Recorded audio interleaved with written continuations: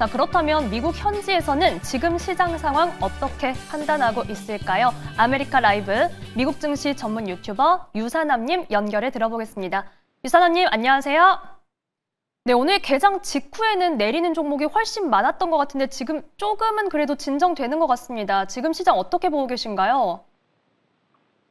말씀해 주신 것처럼 시장은 전반적으로 관망세로 움직이고 있습니다. 섹터별로 나오는 소식 혹은 회사별로 나오는 어닝과 가이던스에 따라서 전반적으로 주가의 희비가 좀 갈리고 있는데요. 현재 기준으로 아마존 같은 경우는 방금 전에 나왔던 백악관의 아마존에 대한 비판으로 인해서 현재 아마존이 가격 옆에 관세로 인해서 얼마나 영향을 받는지 표시를 하겠다는 뉴스를 백악관에서 크게 비판을 하게 되면서 전반적으로 주가가 하락을 하고 있고요. 그리고 자동차 섹터 같은 경우는 조금 이따가 더 디테일하게 얘기를 하겠지만 백악관 쪽에서 조금 이따가 관세 관련해서 조금 더 유연한 모습을 보여주겠다라고 하는 이야기가 나오는 바람에 전반적으로 자동차 섹터는 상승하는 방향성을 보여주고 있습니다. 그리고 방금 전에 발표된 노동 관련된 지표인 졸트 직장 창출 데이터가 전반적으로 예상치를 크게 하회를 했으나 관세 관련돼서는 좋은 소식이 나올 것으로 예상이 되면서 시장 전체가 관망세를 유지하고 있다라고 말씀드릴 수 있을 것 같습니다.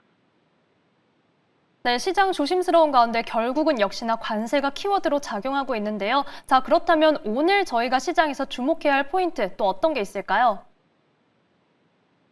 네, 일단 오늘 같은 경우는 여러 거시경제 지표가 이미 발표가 됐습니다. 2월 달에 케이스틸러 도시주택가격지수가 예상치를 하회하는 지표가 나왔습니다. 그럼 반면에 소비자 신뢰지수도 예상보다 하회하는 지표가 나왔고 졸트 직장 창출 데이터도 예상치를 크게 하회하는 지표가 나오게 되게 되면서 전반적으로 주택가격 혹은 미국에 대한 노동자에 대한 신뢰도 혹은 전반적인 구인직 관련된 소식들이 하락하고 있다는 지표가 나왔고요. 그 이후에 오늘 발표될 지표로는 아틀란타 연준의 GDP 나우에 대한 발표가 예정이 되어 있습니다. 그리고 나서는 중국에서 제조업 관리자 구매 관리자 지수 그리고 비제조업 구매 관리자 지수가 발표가 예정되어 있고요. 그리고 오늘 중요한 뉴스 세 가지 간단하게 다뤄보도록 하겠습니다. 오늘 베센트 재무장관이 이미 어느 정도 예상을 발표를 해놓기는 했지만 트럼프 대통령이 오늘 오후쯤 현재 관세 관련돼서 특히 자동차 부품 관세와 철강, 알루미늄 중복 관세 부과를 완화하는 정책을 발표할 예정입니다. 결국 이런 부분들은 취임 100일을 맞아 미시간주 방문 전에 서명이 예정이다 보니까 아마 오늘 오후쯤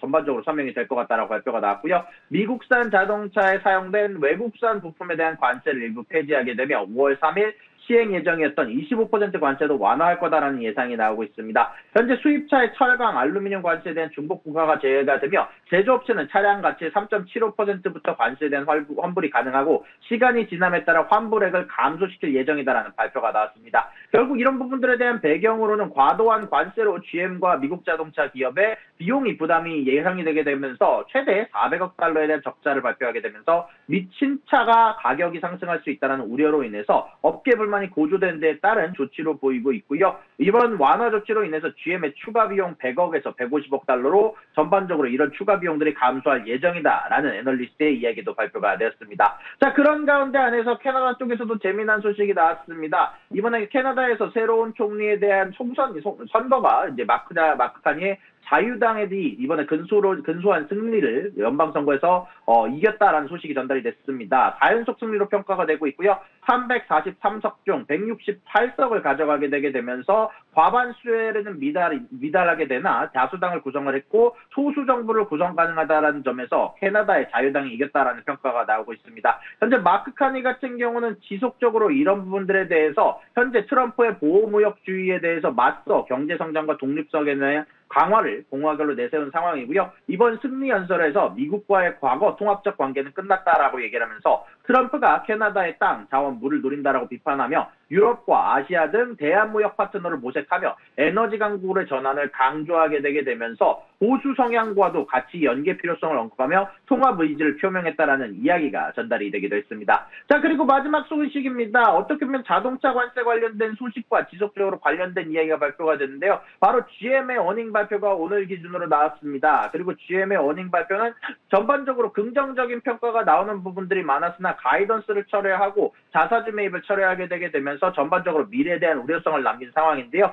현재 GM 같은 경우는 1분기 주당 2.78달러의 수익을 기록하면서 전반적인 애널리스트의 예상치였던 2.72달러를 상회를 했고 전년도에 에빗도 전반적으로 감소율을 발표하게 되면서 멕시코 페소 환율 악화와 보증 비용 증가 영향으로 인해서 분명히 손해를 보긴 했으나 전반적인 실적은 잘 나왔다는 평가가 나왔고요. 그럼에도 불구하고 결국 관세에 대한 우려로 특히 미국 내 판매의 50%를 캐나다, 멕시코, 한국에서 수입하는 GM의 입장상 5월 3일부터 시행되는 차량과 부품 관세로 인해서 비용 부담이 증가가 우려가 된다는 이야기 때문에 결국 GM 같은 경우는 가이던스를 철회를 했으며 자사주 매입을 철회했다라는 소식이 전달이 됐습니다. 이뿐만이 아닙니다. 크래프트 하인즈 같은 경우는 불확실한 시기를 이유로 2025년 실적 전망을 하향 조정 발표를 했고요. 또한 이것뿐만이 아니라 코카콜라 같은 경우는 음료 수요 유지로 안정적 성장이 예상된다라고 발표를 하긴 했지만 전반적으로 관세에 대한 불확실성을 발표를 하게 됐고요. 젯블루 같은 경우도 경제 우려로 전망 철회를 하게 되게 되면서 대부분의 기업들이 관세에 대한 영향에 대한 불안감을 발표하게 되면서 실적 전망을 철회하거나 하향 조정을 하고 있다는 소식이 전달이 됐습니다. 결국 이런 부분들로 인해서 트럼프의 지지율이 현재 압박을 받는 상황에서 결국 추가적으로 아마존 쪽에서도 관세에 대한 관세에 대한 영향을 각각 가격에 얼마나 영향을 주는지를 발표를 함에 따라서 이런 부분들에 대한 비판으로 현재 트럼프가 아마존을 강하게 압박하고 있는 것으로 보이고 있습니다. 네, 오늘 해당 소식 속에 제너럴 모터스 2% 내외 약세를 보이고 있고요. 가이던스를 조정할 수밖에 없는 기업들의 이야기까지 들어봤습니다. 미국 증시 전문 유튜버 유산암님과 함께했습니다. 고맙습니다.